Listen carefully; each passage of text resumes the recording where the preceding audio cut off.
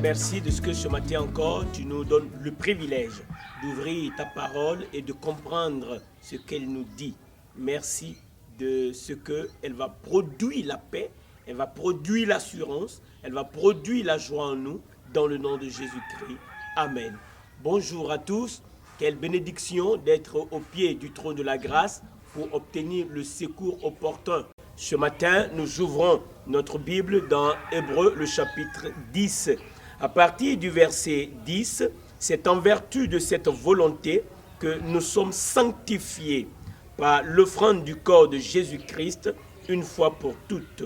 Et tandis que tout sacrificateur fait chaque jour le service et offre souvent les mêmes sacrifices qui ne peuvent jamais ôter les péchés, lui, après avoir offert un seul sacrifice pour les péchés, s'est assis pour toujours à la droite de Dieu, en attendant désormais que ses ennemis soient devenus son marchepied. Car par une seule offrande, il a amené à la perfection pour toujours ceux qui sont sanctifiés. C'est ce que le Saint-Esprit nous atteste aussi, car après avoir dit « Voici l'alliance que je ferai avec eux, après ces jours-là, dit le Seigneur, je mettrai mes lois dans leur cœur et je les écrirai dans leur esprit. » Il ajoute « Et je ne me souviendrai plus de leurs péchés ni de leurs iniquités. » Or, là où il y a pardon des péchés, il n'y a plus d'offrande pour le péché. Gloire à Dieu. Lorsque nous lisons ce passage, nous sommes réjouis de ce que nous avons le droit d'être des enfants de Dieu. Nous pouvons proclamer qu'en vertu du sang de Jésus, nos péchés ne nous gouvernent plus. Car souviens-toi que la parole de Dieu déclare que Jésus-Christ est venu sur la terre parce que les offrandes qui se faisaient par le sang des animaux, par le sang des boucs, ne pouvaient pas enlever, ôter le péché. Lorsque nous prenons Hébreux, le chapitre 10, à partir du verset 1, pour saisir de quoi il s'agit, il est écrit, en effet, la loi qui possède une ombre des biens à venir et non l'exacte représentation des choses, ne peut jamais, par les mêmes sacrifices qu'on offre perpétuellement chaque année, amener les assistants à la perfection. La loi n'avait pas cette possibilité, cette capacité d'amener à la perfection, malgré que les sacrifices étaient offerts. Alors il ajoute autrement, n'aurait-on pas cessé de les offrir parce que ceux qui rendent ce culte étant une fois purifiés n'auraient plus eu aucune conscience de leur péché. Mais ce n'est pas le cas. Sous la loi, le péché continuait à régner. Les gens avaient toujours conscience de leur péché. Ça, c'est très important. Si tu as reçu Jésus, tu dois savoir que la question du péché est résolue. Si cela n'est pas encore le cas, c'est-à-dire si tes péchés te gouvernent encore pendant que tu dis que tu as reçu Jésus, reçois Jésus maintenant, au nom de Jésus. Parce que quand Jésus-Christ arrive, il enlève le péché. Alléluia. Et alors, on n'a plus conscience des péchés. On n'a plus conscience du péché. On n'a plus le souvenir des péchés. Quelque chose vient remplacer cela. Et on va en parler. Alors, le verset 3 nous dit, mais le souvenir des péchés. Tiens, fais attention à ces mots. Le souvenir des péchés. Tu ne peux pas dire que tu appartiens à Jésus-Christ et être encore sous le joug du péché. Et être encore sous le poids du péché et de ses conséquences. Ce n'est pas possible.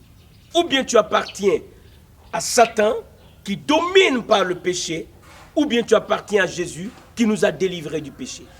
Moi, j'appartiens à Jésus. Je suis libre de tout péché. Alléluia. Il est important de saisir cela. Car il est impossible que le sang des taureaux et des boucs ôte les péchés. Puisque le sang des boucs et des taureaux ne peut pas ôter les péchés, chaque année, l'on était obligé de faire un sacrifice. Donc il y avait toujours conscience du péché parce que le sang des boucs et des taureaux ne pouvait pas ôter, enlever, effacer les péchés. Quand Jésus-Christ arrive, écoute ceci, nous l'avons lu, je vais revenir encore là-dessus, le verset 10. C'est en vertu de cette volonté que nous sommes sanctifiés, alléluia. Par quoi? Par l'offrande du corps de Jésus-Christ, une fois pour toutes. C'est merveilleux de savoir que ce que le sang des boucs ne pouvait pas faire, le sang de Jésus-Christ l'a fait. Alléluia. Gloire au Seigneur. Ce que le sang des taureaux ne pouvait pas faire, le sang de Jésus-Christ qui a coulé sur la croix une fois pour toutes, l'a accompli. Merveilleux. Merveilleux. C'est-à-dire quoi? Maintenant, il n'y a plus conscience de péché. Le Seigneur n'est pas mort, il n'a pas versé son sang pour que chaque jour on soit encore dans le péché, on soit esclave du péché. Autrement, son sang n'a pas de validité. Il a payé le prix pour que nous soyons libérés du joug du péché. Et lorsque nous lisons ce que nous avons lu dans Hébreux, le chapitre 10 est clair. Et je reviens là-dessus.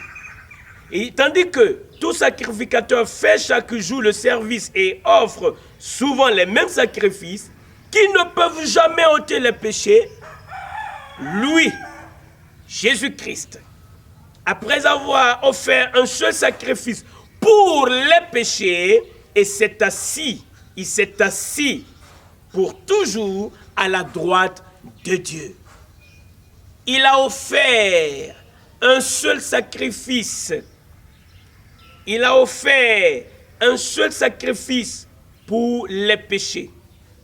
Et il s'est assis pour toujours. Il s'est assis pour toujours à la droite du Père, de Dieu, le Père. C'est important de savoir cela. Il s'est assis. À quel moment s'est-il assis? Quand il a offert l'unique et suffisant sacrifice pour les péchés. Alors, en venant à Jésus, tu es en train de dire que tu es le pécheur et que tu as besoin de son sang qui est versé pour que le péché ne contrôle plus les êtres humains. Et cela est merveilleux. Il s'est assis à la droite du Père. Et la parole de Dieu déclare, en attendant, la parole de Dieu déclare, attendant désormais que ses ennemis soient devenus son marchepied. Merveilleux.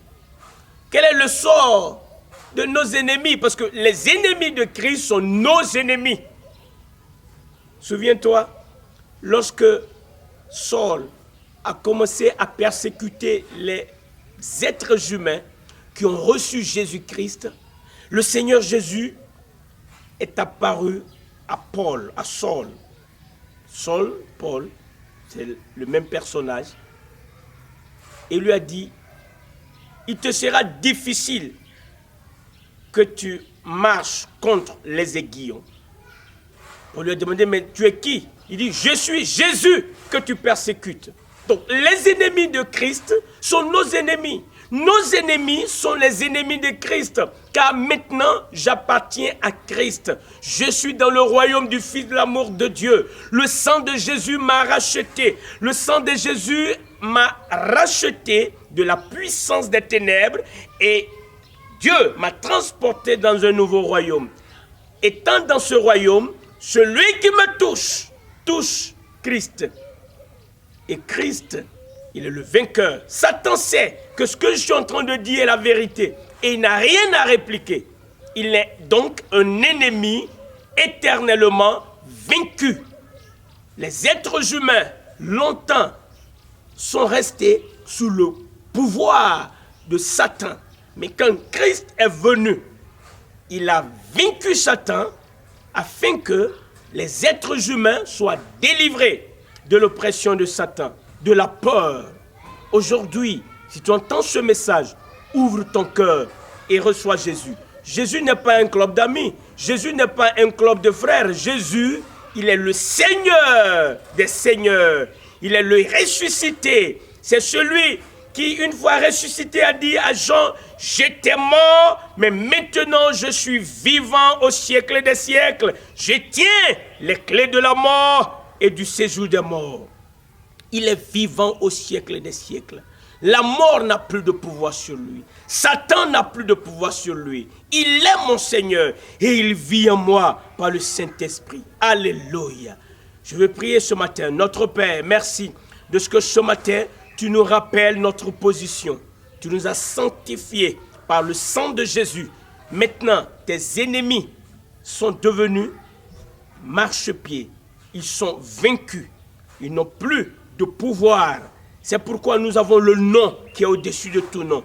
Au nom de Jésus ce matin, nous commandons aux forces des ténèbres d'aller dans les lieux arides. Les esprits méchants qui sont en train d'opprimer les êtres humains dans cette région, dans ces villages, dans ce pays, dans ce village, dans les corps, au nom de Jésus-Christ de Nazareth, lâchez les proies et allez dans les lieux arides et n'y revenez plus. Seigneur, merci de ce que ta parole est vivante, puissante et efficace. En ce moment, ton bras puissant est étendu pour opérer des signes, des prodiges, des miracles, des guérisons. Ouvre des portes. Merci de pourvoir nos besoins dans le nom de Jésus-Christ. Amen. Amen. Que Dieu te bénisse.